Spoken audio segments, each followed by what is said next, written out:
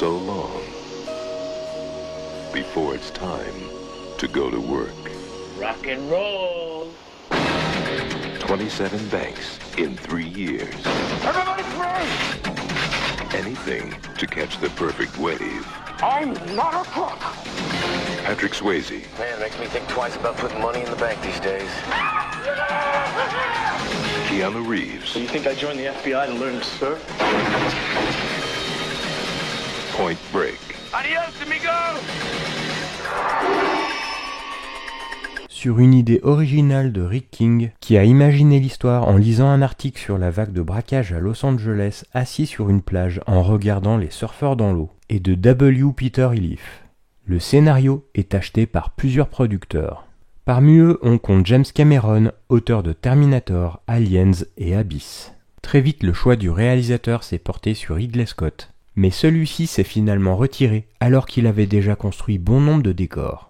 James Cameron engage finalement sa compagne de l'époque, Catherine Bigelow, qui venait juste de finir Blue Steel et qui cherchait un nouveau projet. Côté casting, le rôle du policier devait être interprété au départ par William Dafoe qui l'emporta face à Johnny Depp, Val Kilmer et même Patrick Swayze. Malheureusement, William Dafoe se retire du projet et c'est finalement Keanu Reeves qui sortait de Bill et Ted qui décroche le rôle, grâce à Catherine Bigelow qui le voulait absolument. Patrick Swayze est finalement rappelé pour prendre le rôle du surfeur gourou. Le tournage commence sans avoir de titre définitif. Au début du projet, le film devait s'appeler simplement Johnny Utah. Le titre du film a été modifié lors du tournage pour s'appeler Rider on the Storm, en référence à la célèbre chanson des Doors. Mais finalement, le choix s'est porté sur Point Break, terme largement utilisé dans le monde du surf pour désigner la zone où les vagues déferlent. Point Break sort en 1991.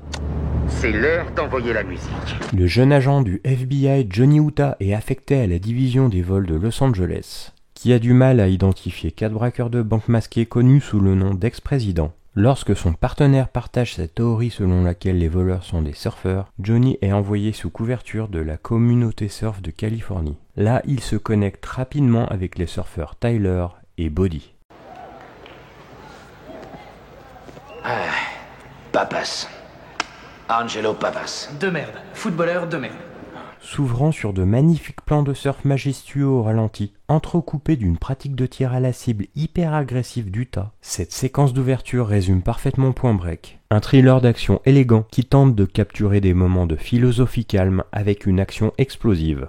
C'est dans l'action que Point Break cimente sa réputation. En se concentrant sur le surf et le parachutisme, il préfigure de la popularité grand public des sports extrêmes qui émergea dans les années 90. Il est tourné avec une combinaison de configuration grand angle et de photographie frénétique à portée de main. Si innovant à l'époque qu'il a fallu construire un tout nouvel appareil photo argentique léger. Un peu plus d'une décennie plus tard, le cinéma d'action se diviserait largement en films tournés pour la géographie. Des plans stables et gracieux où le spectateur peut voir où se trouvent tous les personnages les uns par rapport aux autres, ou pour l'émotion.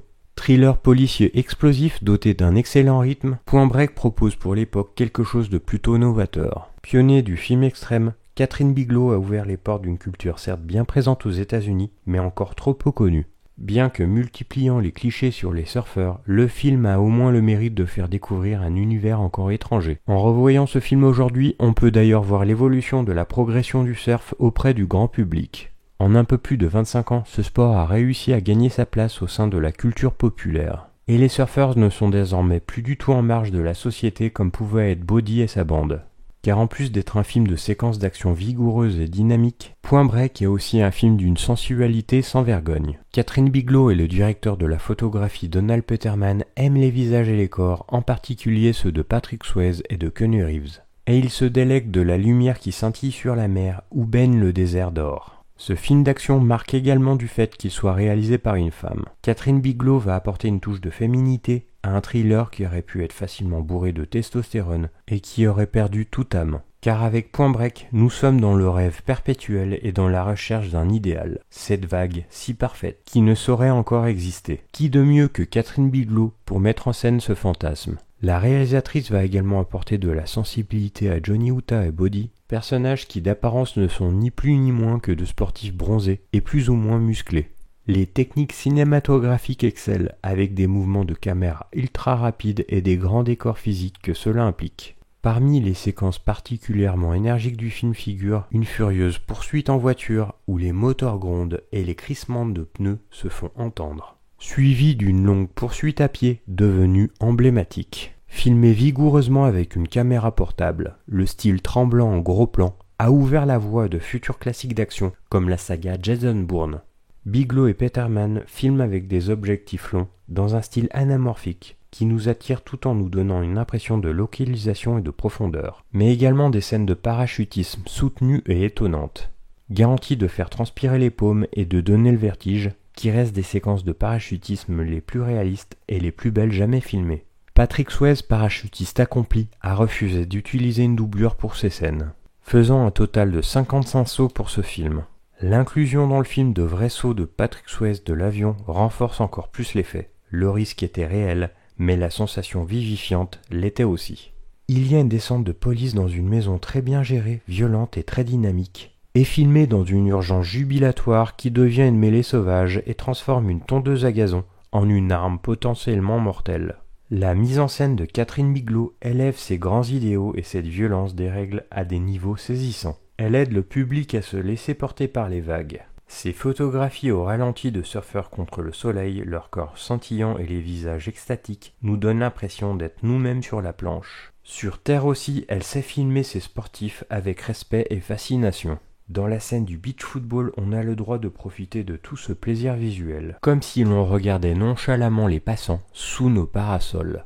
Comme Body, Bigelow comble également le fossé entre l'homme et les éléments. Les vagues sont majestueuses, changeant des bêtes que les humains ne contrôlent pas, mais suivent respectueusement, et le ciel sans fin semble entraîner les plongeurs. Point Break va au-delà des conventions, poussant l'idée familière du flic non-conformiste à ses limites. Dans l'atmosphère, il contraste clairement le monde des surfeurs et le monde du FBI tout au long. Quelque chose d'évident dès le début, où Catherine Bigelow coupe entre les surfeurs au ralenti sur les vagues ondulantes de l'océan, avec son eau joyeuse et pleine de possibilités, et Johnny Utah s'entraînant à la cible sous la pluie, plus sombre, oppressante et gênante. C'est au crédit de Catherine Bigelow que Point Break fonctionne si bien à deux niveaux différents. Que vous le voyez comme un film d'action intelligent ou un film sur le genre et les rôles sociaux qui contient également de l'action, Point Break est si bien conçu que ces deux côtés coexistent de manière transparente et se renforcent même mutuellement. Catherine Bigelow donne également à de nombreuses scènes de conversation du film un élan net et percutant et beaucoup d'énergie. Une grande partie du succès du film vient étonnamment de Keanu Reeves, qui fait preuve d'une discipline et d'un calme considérable. Il fusionne facilement entre le comportement quasi-militaire qui convient à une histoire de procédure policière et une sorte de nonchalance provenant de son ancien rôle comique. Tout comme elle l'a fait dans Blue Steel, la réalisatrice Catherine Bigelow observe la complicité singulière qui se noue entre un officier de justice et un criminel séducteur. Et encore une fois, Catherine Bigelow va si vite et si loin avec cette idée que son film finit par devenir incontrôlable. Le spiritisme prêché par Body est présent et cela vous aide réellement à comprendre d'où il vient. Mais surtout cela le rend sympathique et donc la tension se crée plus tard dans le film puisque vous ne savez pas jusqu'où il ira. Du début à la fin vous n'êtes pas tout à fait sûr de qui sont les méchants, même si parfois vous en êtes sûr. C'est aussi agréable de voir comment le film prend du temps pour mettre en place les personnages et comment ils interagissent. La progression de leur connaissance semble naturelle et non forcée. Faut ressentir la vague. Accepte sa force, mets-toi en synergie et fonce. T'as pas besoin de tes yeux. T'as raison. La vue, c'est très surfait. La relation entre Johnny Utah et Body est autorisée à s'épanouir de manière inhabituelle et rafraîchissante pour Hollywood. Le sens de l'humour de Catherine Bigelow les libère des conventions narratives qui auraient exigé qu'ils soient simplement des ennemis jurés. Au lieu de cela, alors qu'ils combattent les surfeurs extrémistes à main nue ensemble, ils deviennent des amis proches. Surfer côte à côte ne fait que les rapprocher, dans une sorte de romance où Body assume le rôle de gourou pour son jeune protégé. Quand les choses tournent au vinaigre entre le voleur de banque et le flic, la connexion devient plus tendue, et les déclarations de Body sont dignes d'un méchant de James Bond. Désolé Johnny, on dirait que tu seras pas président. Mais dans la caméra de Catherine Bigelow, c'est à la fois plus drôle et plus significatif. Leur amour est aussi romantique que celui que Johnny Utah éprouve pour Tyler, joué par Laurie Petty, sinon plus. Keanu Reeves et Patrick Swayze ont une excellente chimie ensemble et portent vraiment le film. La bataille finale entre les deux est sacrément proche de la perfection. Alors que Utah doit faire son travail et arrêter Body, Les deux partagent également un lien pour se pousser jusqu'au point de rupture. Alors que le monde du cinéma a malheureusement perdu Patrick Swayze à cause d'un cancer des années plus tard, Keanu Reeves est devenu l'une des stars d'action les plus bankable d'Hollywood avec Matrix, Speed et John Wick. C'est aussi une parodie de films d'action. Ses dialogues souvent chargés de testostérone, son directeur du FBI ridiculement irritable Harp, et de notions carrément comiques comme l'agent Utah, vêtu d'un costume sombre réglementaire, portant une planche de surf sous son bras. J'ai chopé une déferlante d'enfer ce matin. Keanu Reeves n'a peut-être pas fait le meilleur travail d'acteur pour le film, mais c'était son premier vrai rôle d'action, et il s'en sort plutôt bien. Pour se préparer à son rôle, Keanu Reeves a passé du temps avec de vrais agents du FBI, a appris à manier des armes à feu, et a suivi une formation de football avec des entraîneurs. Patrick Swayze était au sommet de sa popularité, et joue beaucoup sur son sex appeal. Comme dans Roadhouse, il montre ses prouesses athlétiques et viriles dans la séquence de combat à main nue sur la plage. Gary Busey est particulièrement fougueux, presque voleur de scène dans le rôle d'un homme bourru à la Nick Nolte, qui est le partenaire et mentor de Johnny au FBI. Il apporte plusieurs scènes comiques dans le film. Quand j'ai démarré au FBI, vous creviez des petits boutons sur votre vilain faciès en vous branlant devant la partie lingerie d'un catalogue de grossistes. Vraiment, papache?